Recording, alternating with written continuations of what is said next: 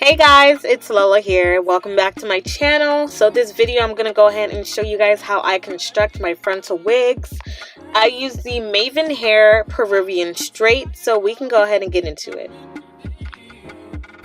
I'm going to go ahead and start off by bleaching the knots of my closures. So I have a 30 volume developer, my bleach, and I have my bleach brush as well as my bowl, and you can get all of these things from your local beauty supply. So I'm going to start off by taking one scoop into my bowl as well as a little bit of volume developer. And the consistency that you're basically looking for is a kind of chunky. You don't want it to be too liquidy, so it shouldn't drip off of your brush. So once you're done mixing, you kind of just want to do a balancing test of getting it to the right consistency. And you're looking for something where it's very like thick, so it doesn't sift through your closure. So I'm gonna start off by kind of dabbing it on my closure, and you want to make sure that it's not seeping through the holes because it will bleach the hairs. So you just want to make sure that it's a certain consistency, and you want to do like a dabbing motion. You don't want to spread it on there, or else you're going to push it past the holes into the actual closure. I went ahead and let the bleach sit there for about 30 minutes, and after that you can wash it off, shampoo and condition, and it should come out to something like this. As you can see, you can't really see the black knots anymore.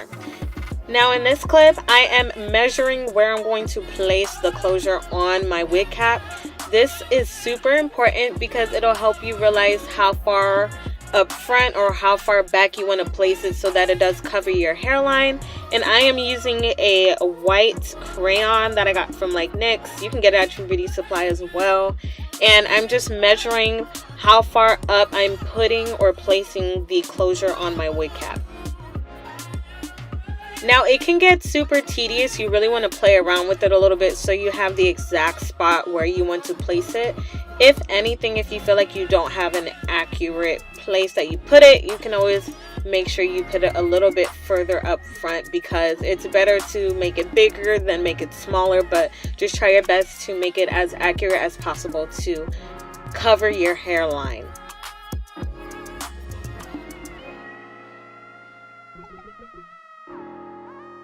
Now I'm placing my closure on my wig cap, which I did place on my cork head. You can get the cork head and the stand on Amazon. I forgot how much it was altogether, but yeah, you can get that on Amazon. And then what I'm doing, I'm lining up my closure to the marks that I went ahead and put on my wig head. And I put one mark in the middle and then two on the side, so I have a general idea of where I am laying my closure.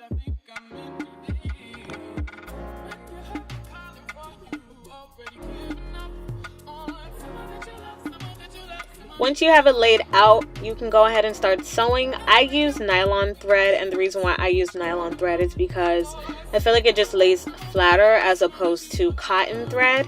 Now I start off by looping around 3 times in the beginning, and then I place the needle through, and then I do 1 loop around, and then I pull through. So I just wanted to zoom in so I can show you guys how close I am laying my threading, because you really want it to be close and pretty even so that it has a lesser chance of possibly coming loose. And then at the end, I tie around exactly 3 times, and then I just pull through and I make sure it's tight.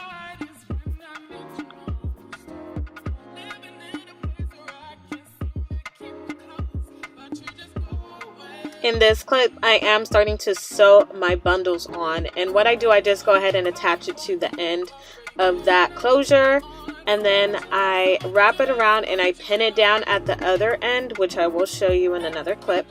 And then I just start sewing. So I do sew through the weft for the first couple stitches that I do, and then I start sewing around the weft.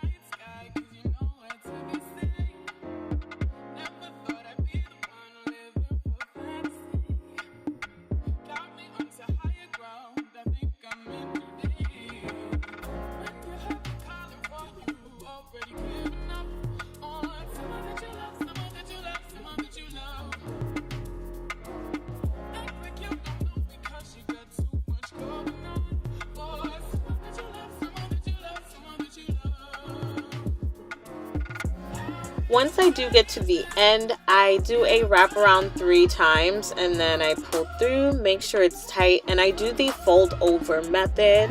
And I do the fold over method just to keep it from possibly untangling or loosening up. And then I will show you guys that I do end up cutting my wefts towards the top of my wig for a reason.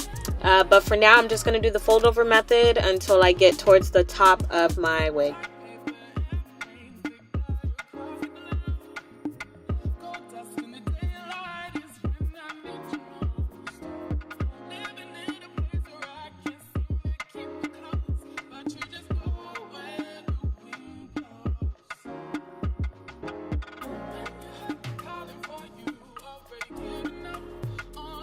Now that I'm reaching the point of where I'm close to the closure, what I'm going to do, instead of going in that U shape that I've been sewing in, I want to start laying my tracks flat. So I am going to cut the actual tracks. So instead of going in that U shape, I'm starting to go horizontally back and forth, and you want to lay the tracks as close as possible because you want the wig to be as flat as possible.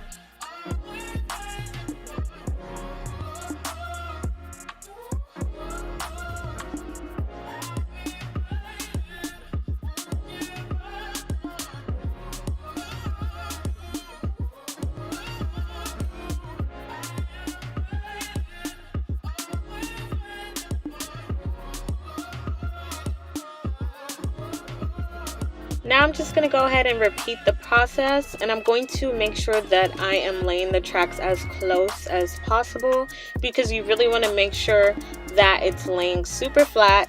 So I'm just going to continue this motion all the way up until I get to the top of my closure.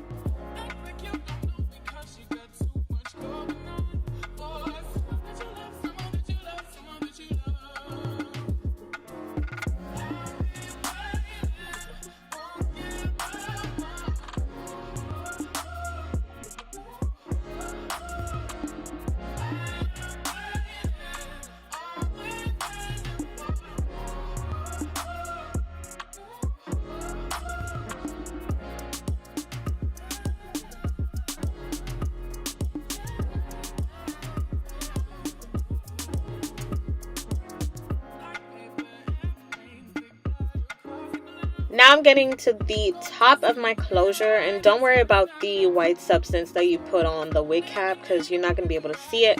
I'm sorry for being ashy, y'all. It was just a long day and I didn't notice it until after I filmed. But basically what you're going to do in this instance, you want to make sure that you are connecting that last track to the back of your closure. So what you see here is me basically connecting that last track to the back of my closure. So you're connecting it to the stitches that you made when you stitched the closure to the wig cap. And for this last track, I do go around twice with my needle just because I want that last track to lay nice and flat. And I want to make sure that it doesn't potentially start loosening. So I do wrap around twice for this last track. And once you're done, you're basically done with the wig.